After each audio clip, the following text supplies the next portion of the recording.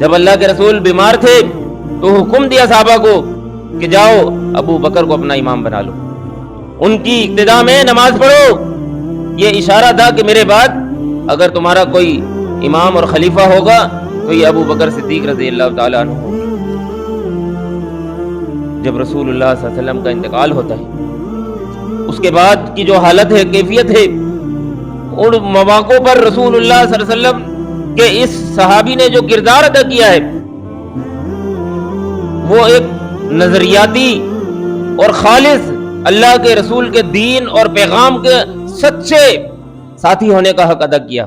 ہر قسم کی حمد و ثنا، بزرگی اور بڑائی، تمام تر تعریف و توصیف، وحدت اور کبریائی، شان و شوکت، عزت، جاہ و جلال، سلطنت اور تمکنت ایک اللہ رب العالمین احکم الحاکمین کے لیے ہے۔ وہ اللہ رب العالمین جو ہم سب کا بلا شرکت غیر خالق اور مالک ہے، حاجت روا بھی ہے، مشکل کشا بھی ہے، داتا اور دستگیر بھی ہے۔ لا تعداد ان گنت بے شمار درود و سلام کی برکھا ہمیشہ نازل ہوتی رہے امام الانبیاء محمد الرسول اللہ صلی اللہ علیہ وآلہ وسلم کی ذات عالی شان پر۔ رسول اللہ صلی اللہ علیہ وسلم کے صحابہ کرام میں سیدنا صدیق اکبر رضی اللہ تعالی عنہ کا مقام اور مرتبہ سب سے زیادہ بلند اور اعلیٰ ہے۔ آپ رضی اللہ تعالی عنہ کی دین اسلام کے لیے جو جہد ہے، مساعی ہے، کوشش ہے، وہ بے تحاشا ہے، اس قدر ہیں کہ رسول اللہ صلی اللہ علیہ وسلم نے فرمایا کہ میں نے دنیا میں جن لوگوں نے مجھ پر کوئی بھی اچھائی کی، احسان کیا، ان سب کا میں نے بدلہ چکا دیا ہے، سوائے سیدنا صدیق اکبر رضی اللہ تعالیٰ عنہ کی۔ ان کے احسانات اور ان کے اللہ کے رسول کے ساتھ جو محبت اور تعلق تھا اور جو ایثار اور قربانی تھی، آپ صلی اللہ علیہ وسلم نے فرمایا کہ میں اس کا کوئی بھی احسان کا بدلہ نہیں چکا سکا۔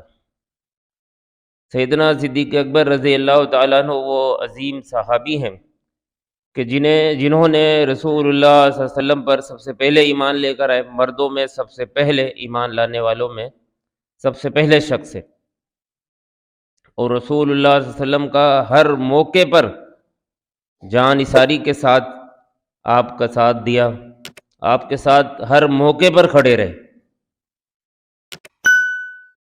جب آپ کو صدیق کا جو لقب ملا، ایک تو یہ کہ آپ نے جب رسول اللہ صلی اللہ علیہ وسلم نے دعوت دین پیش کی، آپ نے فی الفور اس کو قبول کیا۔ اللہ نے فرمایا نا کہ والذی جاء بالصدق، اور جو سچائی کے ساتھ آئے یعنی اللہ کے رسول، وصدق بہ، تو سب سے پہلے ان کی تصدیق کہ یہ واقعی اللہ کے رسول ہیں، وہ صدیق اکبر رضی اللہ تعالیٰ عنہ نے دی۔ پھر جب اللہ کے رسول کو معراج اللہ تعالیٰ نے کرائی تو ایک ایسا واقعہ کہ جب رسول اللہ صلی اللہ علیہ وسلم نے بیان فرمایا تو ایک معجزہ تھا، لوگ اس کو ماننے کو تیار نہیں ہوئے۔ جو اہل عرب تھے مسلمانوں کے علاوہ، انہوں نے طرح طرح کی باتیں کرنا شروع کر دی۔ ابو جہل اس میں سب سے پیش تھا۔ وہ رسول اللہ صلی اللہ علیہ وسلم کی اس بات کو سن کر بہت اس نے واویلا مچایا، سیدنا ابو بکر صدیق رضی اللہ تعالیٰ عنہ سے ملا اور کہنے لگا کہ بھائی آپ یہ بتائیں، بڑے جہاندیدہ ہیں، سمجھدار ہیں، کوئی شخص یہ دعویٰ کرے کہ میں رات میں یہاں سے مکہ المکرمہ سے بیت المقدس فلسطین چلا گیا اور پھر وہاں سے میں آسمانوں پہ چلا گیا اور ابھی رات ہی تھی کہ میں واپس بھی آ گیا، کیا آپ اس کو مان لیں گے؟ ظاہر سی بات ہے کہ عقل کے تقاضوں کے مطابق، دنیا کے ضابطے اور قانون کے مطابق، لوگوں کی صلاحیتوں کے مطابق یہ ممکن نہ تھا۔ سیدنا صدیق اکبر رضی اللہ تعالیٰ عنہ نے پوچھا کہ بھئی یہ تمہاری بات عقل میں آنے والی نہیں ہے، لیکن تم یہ تو بتلا دو کہ یہ دعویٰ کون کر رہا ہے، یہ بات کس نے کہی ہے؟ کہنے لگے تمہارے صاحب نے رسول اللہ صلی اللہ علیہ وسلم کی طرف اشارہ کیا۔ تو آپ نے جب یہ سنا تو آپ نے ایک لمحے کی بھی تاخیر نہیں کی اور کہا کہ بالکل سچ کہا میرے پیارے رسول نے، بالکل حق کہا اللہ کے رسول نے۔ سبحان الذی اسری بعبدہ لیلا من المسجد الحرام الی المسجد الاقصی، قرآن اس کی شہادت دے رہا ہے۔ تو سیدنا ابو بکر صدیق نے جب یہ سنا کہ اللہ کے رسول نے یہ بات فرمائی ہے اپنے صحابہ سے، تو فوراً ایمان لے آئے، فوراً سمعنا وصدقنا واطعنا، فوراً جو سنا اللہ کے رسول کو تو فوراً تصدیق کر دی۔ یہ ہے سیدنا صدیق اکبر رضی اللہ تعالیٰ عنہ کا عقیدہ، یہ ہے منہج کہ رسول اللہ صلی اللہ علیہ وسلم کا فرمان سنا ہے، کس کی زبانی سنا؟ ابو جہل کی زبانی،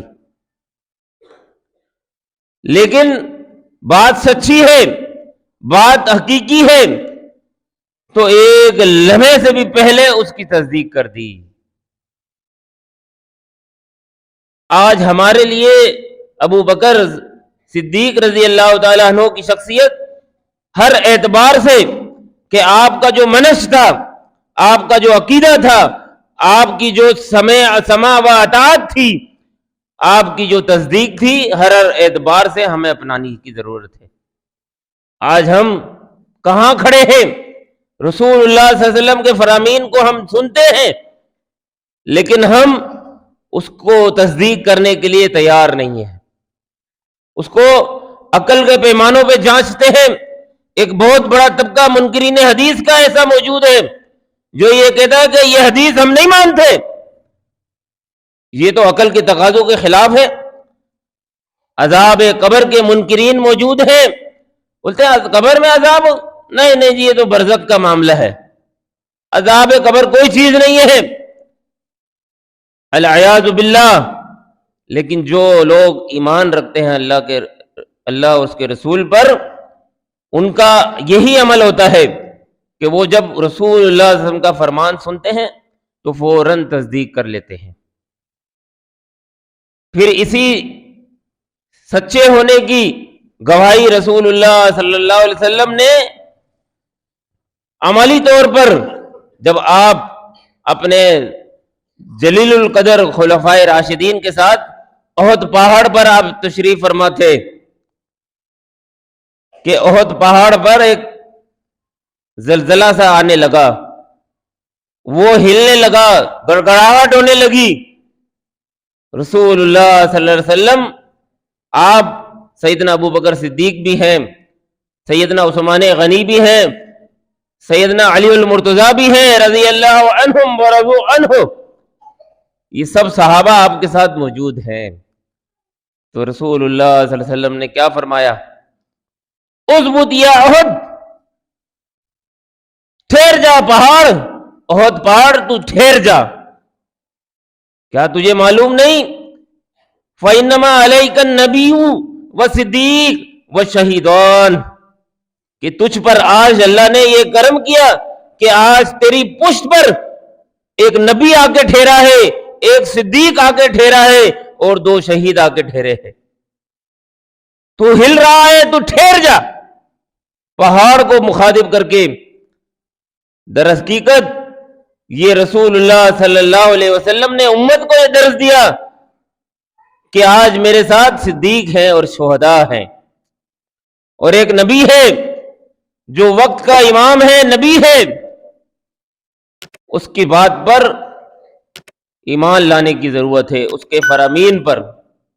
سیدنا ابو بکر صدیق رضی اللہ تعالیٰ عنہ کا جو ہمیں کردار نظر آتا ہے، رسول اللہ صلی اللہ علیہ وسلم کی زندگی میں جس قدر جانثاری نظر آتی ہے، قربانی نظر آتی ہے، اللہ کے رسول نے ارادہ کر لیا کہ ہجرت کرنی ہے مدینے کی طرف. مکے کے لوگ ظلم و ستم میں بہت آگے جا چکے. صحابہ کرام رضوان اللہ علیہم اجمعین پر زندگی تنگ کر دی گئی. اللہ کا حکم آ گیا اور رسول اللہ صلی اللہ علیہ وسلم نے خاموشی کے ساتھ تیاری شروع کر دی. اور آپ نے ابو بکر صدیق رضی اللہ تعالیٰ عنہ کو اشارہ فرما دیا اور آپ نے بھی تیاری شروع کر دی. اور آپ جانتے ہیں کہ کس طرح سیدنا ابو بکر صدیق رضی اللہ تعالیٰ عنہ نے غار سور میں اللہ کے رسول کے ساتھ کس طرح کا ساتھ نبھایا کہ آپ اللہ کے رسول کی آرام کے اس قدر متلاشی تھے کہ آپ نے اللہ کے رسول کو کہا کہ آپ آرام فرمائیے اور اللہ کے رسول آرام فرمانے لگے. صدیق اکبر رضی اللہ تعالیٰ عنہ کے پہلو پر اپنا سر رکھ دیا اللہ کے رسول نے اور آرام فرمانے لگے. اور وہاں ایک سانپ نے جو وہاں غار میں موجود تھا اس نے نکل کر سیدنا ابو بکر صدیق رضی اللہ تعالیٰ عنہ کو ڈس لیا. اس کی تکلیف سے اس کی پریشانی سے آپ کی آنکھوں سے آنسو نکل گئے, لیکن آپ نے اپنے پیارے کو اپنی گود سے اپنے وجود سے الگ نہیں ہونے دیا. اس قدر تکالیف برداشت کی.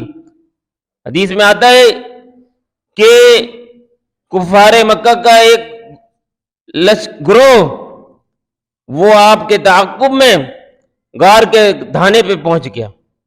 قریب تھا کہ وہ اپنے پیروں کی طرف دیکھتے تو رسول اللہ صلی اللہ علیہ وسلم انہیں نظر آ سکتے تھے.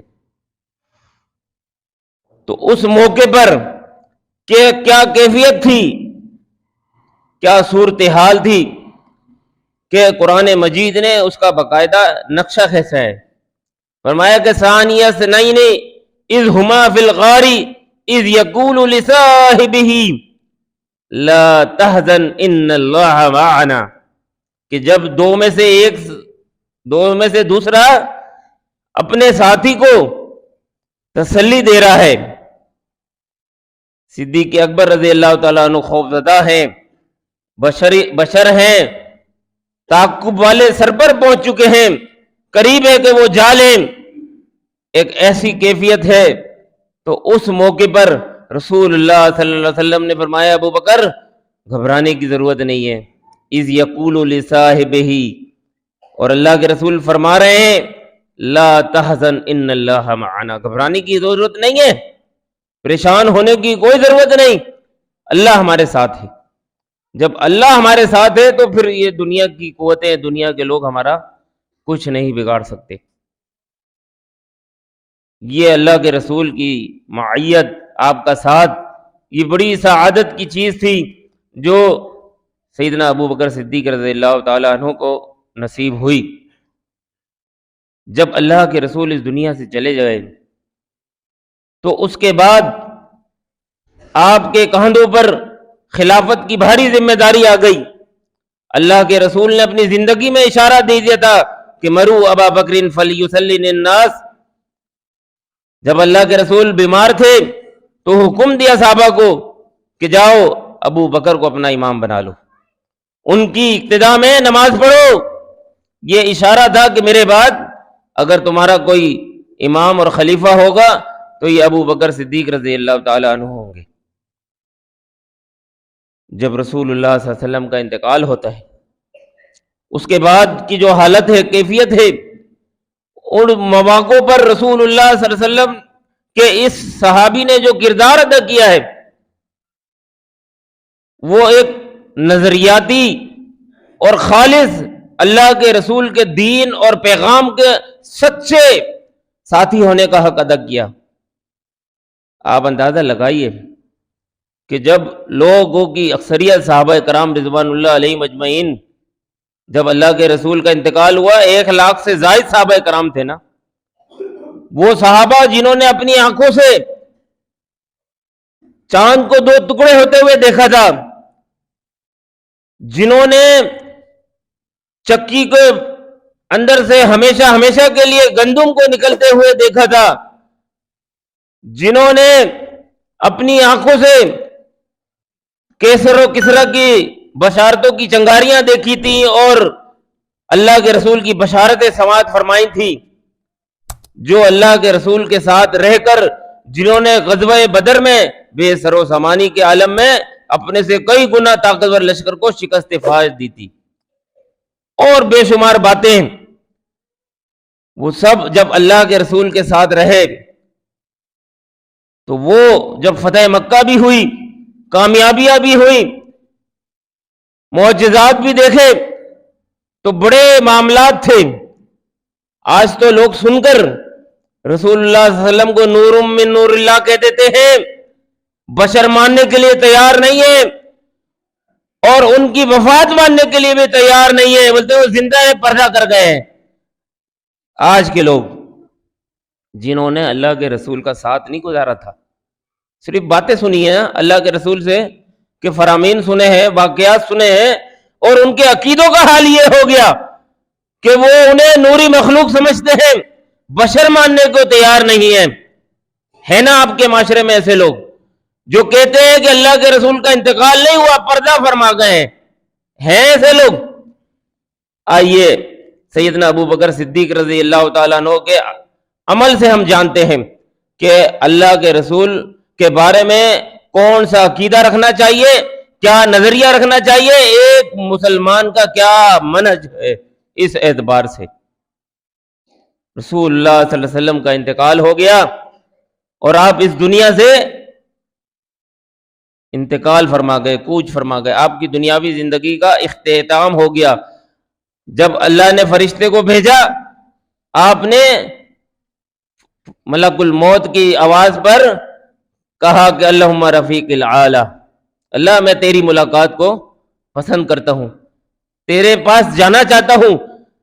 انبیاء علیہ السلام کے پاس جب ملک الموت آتے ہیں تو وہ کہتے ہیں کہ جی آپ کا وقت پورا ہو گیا، آپ چلنا چاہتے ہیں یا مزید زندگی کے آپ خواہش مند ہیں۔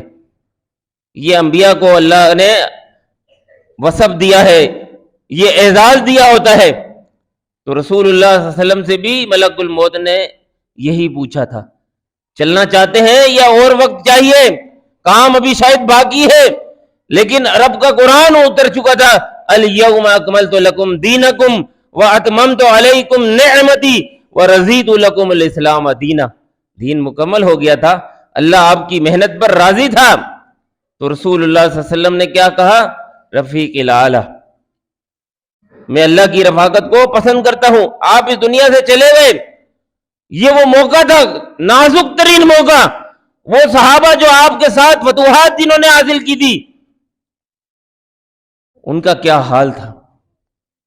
حدیث میں آتا ہے سیدنا عمر فاروق رضی اللہ تعالیٰ عنہ جب انہیں یہ خبر ملی، آپ آئے، آپ اس خبر کو ماننے کے لیے تیار نہیں تھے۔ آج بھی لوگ نہیں مانتے، ہے نا، نہیں جی نہیں، اللہ کے رسول انتقال نہیں ہوا، یہ کیا بات کر رہے ہیں آپ، انتقال نہیں ہوا، وہ تو جی آخری نبی ہیں، وہ اگر چلے گئے تو پھر کیا رہ گیا، ہے نا، وفات النبی کے قائل نہیں ہے، حیات النبی کی دعوے کرتے ہیں۔ نہیں نہیں، سیدنا عمر فاروق رضی اللہ تعالیٰ عنہ کا بھی یہی حال تھا، کہنے لگے کہ خبردار، تلوار ہاتھ سے میان سے نکالی، جس نے بھی کہا اللہ کے رسول کا انتقال ہو گیا ہے، وہ مر گئے ہیں، گردن مار دوں گا۔ کیا کر دوں گا؟ گردن مار دوں گا، کوئی رعایت نہیں ہے۔ سارے صحابہ عجیب و غریب کیفیت میں ہوں گے، کوئی کیا سوچ رہا ہوگا، کوئی کیا سوچ رہا ہوگا، لیکن اس موقع پر سیدنا ابو بکر صدیق رضی اللہ تعالیٰ عنہ آئے تشریف لاتے ہیں۔ امی عائشہ رضی اللہ تعالیٰ عنہ فرماتی ہیں کہ ابو بکر آئے اور آپ نے آ کر حجرہ عائشہ میں پیارے رسول کو دیکھا، آپ کے چہرے سے چادر اٹھائی اور آپ کے ماتھے کا بوسہ لیا، ماتھے کا بوسہ لیا، اور کیا تاریخی الفاظ فرمائے، فرمانے لگے کہ آج کے بعد اللہ کے رسول آپ پر دو موتیں جمع نہیں ہوں گی. ایک جو موت آنی تھی وہ آ گئی. لا یجمع علیک الموتتین، دو موتیں آپ پر جمع نہیں ہوں گی. اب ایک موت جو آنی تھی وہ آ گئی ہے. اور پھر آپ ممبر پہ کھڑے ہو گئے. آپ نے دیکھ لیا تھا سیدنا عمر فاروق رضی اللہ تعالیٰ عنہ کا جلال بھی دیکھا تھا، صحابہ کرام کا ملال بھی دیکھا تھا، اور دیگر صحابہ کی جو دلی کیفیت تھی، رو رو کر ان کا برا حال تھا. 12 ربیع الاول کا دن تھا. تو اس موقع پر آپ اپنے عظیم کردار کے لیے ممبر پہ کھڑے ہو گئے اور آپ نے حمد و ثنا کی اللہ کی، اور اس کے بعد کہا کہ جو شخص اگر محمد کی بندگی کرتا تھا، اگر جو شخص من کان منکم یعبد محمدن، اگر تم میں سے کوئی شخص، صاحب ایک ہی بات کی سارے صحابہ کو مخاطب کر کے کہ اگر تم میں سے کوئی بھی شخص یہ عقیدہ رکھتا تھا اور وہ محمد عربی صلی اللہ علیہ وسلم کی بندگی کرتا تھا، فَإِنَّ مُحَمَّدًا صلی اللہ علیہ وسلم قد مات، تو وہ یہ جان لے کہ اللہ کے رسول انتقال کر گئے ہیں، انہیں موت آ گئی ہے، موت آ گئی ہے. اور جو اللہ وحدہ لا شریک کی بندگی کرتا تھا، جو اللہ رب العالمین کو اپنا خالق اور مالک اور حاجت روا اور مشکل کشا سمجھتا تھا، داتا اور دستگیر جانتا تھا، تو وہ جان لے کہ اللہ رب العالمین حی لا یموت، وہ زندہ ہے، اس کو کبھی بھی موت نہیں آئے گی. اور پھر آپ نے قرآن مجید کی وہ آیت پڑھی جس میں اللہ رب العالمین نے اس عقیدے کو بیان کیا ہے، وما محمد الا رسول قد خلت من قبلہ الرسل فإن مات او قتل انقلبتم علی اعقابکم. قرآن مجید کی یہ آیت کریمہ پڑھی کہ اللہ کے رسول محمد صلی اللہ علیہ وسلم ایک رسول ہیں جس طرح کے اس سے پہلے رسول آئے تھے، اپنا کام کر کے چلے گئے. اگر اللہ کے رسول بھی، یہ محمد عربی صلی اللہ علیہ وسلم بھی، ان کو موت آ جائے یا کوئی قتل کر دے، کیا تم اپنے دین سے پھر جاؤ گے؟ فَإِنْقَلَبْتُمْ عَلَىٰ أَعْقَابِكُمْ، اپنے پیٹوں کے بل کیا تم پلٹ جاؤ گے؟ تو یاد رکھو کہ تم اللہ کا کچھ نہیں بگاڑ سکتے. اللہ کا وہ حی لا یموت ہے، وہ زندہ اور جاوید ہے، اللہ الصمد ذات ہے. جب یہ آیت کریمہ آپ نے پڑھی تو سیدنا ابو بکر عمر فاروق رضی اللہ تعالیٰ عنہ کہتے ہیں کہ مجھے ایسا لگا کہ یہ آیت آج اور ابھی اتر رہی ہے، یہ قرآن میں موجود تھی، ہمیں اس کا علم نہیں تھا، ذہن پہ حاضر نہیں تھی، اور ایک دم ان کے ہاتھ سے تلوار جا گری. یہ ہے وہ عقیدہ کہ جو سیدنا ابو بکر صدیق نے اس نازک مرحلے پر قوم کو، امت کو ہمیشہ کے لیے بیان کر دیا کہ اللہ وحدہ لا شریک ہے، اس کی اگر بندگی کرتے ہو، اس کو اپنا خالق اور مالک مانتے ہو، تو وہ ہمیشہ کس سے ہے اور ہمیشہ رہے گا. باقی جتنے بھی نبی ہیں، رسول ہیں، انہیں موت آنی ہے، وہ اس دنیا سے چلے جائیں گے. رسول اللہ صلی اللہ علیہ وسلم چونکہ آخری نبی ہیں، اس لیے ان کی شریعت اور ان کی اتباع اور ان کی رسالت آج بھی برقرار ہے، آج بھی برقرار ہے، وہ ختم نہیں ہوئی ہے. اس سے پہلے جو نبی آئے، ان کی وفات کے ساتھ ان کی رسالت بھی ختم ہو گئی، ان کے ضابطے بھی ختم ہو گئے، ان کے اصول بھی ختم ہو گئے، ان کے معجزات بھی ختم ہو گئے. لیکن رسول اللہ صلی اللہ علیہ وسلم کے بعد آپ کا یہ قرآن سب سے بڑا معجزہ، یہ ابد الآباد تک زندہ اور جاوید رہے گا اس کی ہدایات اور روشنیاں۔ تو یہ سیدنا ابو بکر صدیق رضی اللہ تعالیٰ عنہ کا عقیدہ تھا۔ آپ نے امت کو یہی درس دیا۔ پھر آپ نے سب سے پہلا حکم دیا کہ جاؤ اسامہ کا جو لشکر اللہ کے رسول نے جس کی روانگی کا حکم دیا تھا، جو تیار ہے، اور اس کی کمان میں اسامہ بن زید رضی اللہ تعالی عنہما، یہ وہ نوجوان صحابی ہیں۔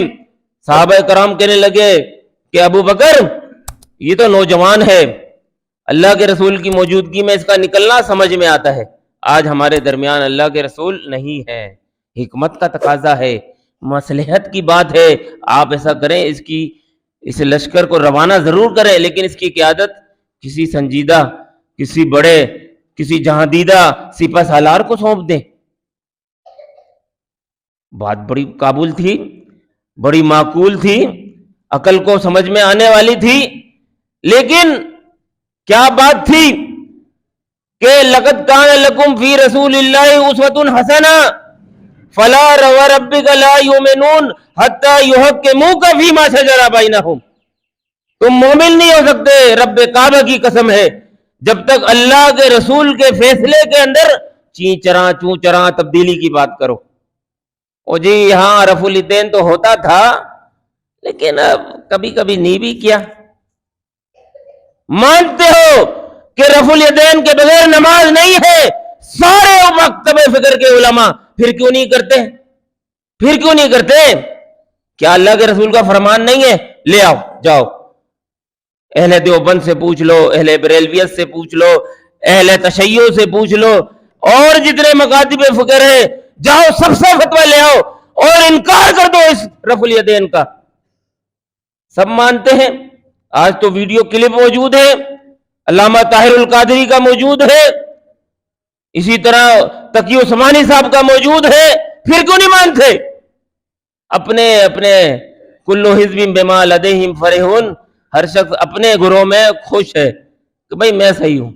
نہیں میرے بھائی، رسول اللہ صلی اللہ علیہ وسلم کا فرمان تھا، سیدنا ابو بکر صدیق ڈٹ گئے، نہیں میرے پیارے رسول کا حکم ہے، اسامہ ہی جائے گا، اسامہ ہی قیادت کرے گا، اور سارے کبار صحابہ اس کی نیابت میں، اس کی قیادت میں جائیں گے۔ یہ وہ عقیدہ دیا ہے، وہ منہج دیا ہے سیدنا ابو بکر صدیق نے، کہ جو آج ہمیں اپنانے کی ضرورت ہے۔ ہم ان کو خلیفہ بلا فصل تو مانتے ہیں، جلیل القدر بھی مانتے ہیں، لیکن کیا انہوں نے جو نظریہ، جو عقیدہ اس نازک مرحلے پر جب اللہ کے رسول اس دنیا سے رحلت فرما گئے، انتقال فرما گئے، اس موقع پر جو عقیدے اور جس نظریے اور جس سوچ اور فکر کی پختگی کی ضرورت تھی، آپ اس پر ڈٹ گئے۔ معاندین زکوٰۃ کا مسئلہ ہو، قذابوں کا مسئلہ ہو، بڑا موضوع طویل ہے۔ سیدنا ابو بکر صدیق رضی اللہ تعالیٰ عنہ کی شخصیت اس قدر محاسن سے بھرپور ہے کہ جس کا اگر ہم چاہیں بھی تو احاطہ ممکن نہیں ہے۔ اللہ رب العالمین سے دعا ہے کہ وہ ہمیں سیدنا ابو بکر صدیق رضی اللہ تعالیٰ عنہ کا منہج، ان کا عقیدہ اور ان کا نظریہ، ان کی سماع و اطاعت اپنانے کی توفیق عنایت فرمائے۔ اقول قولی ھذا استغفر اللہ۔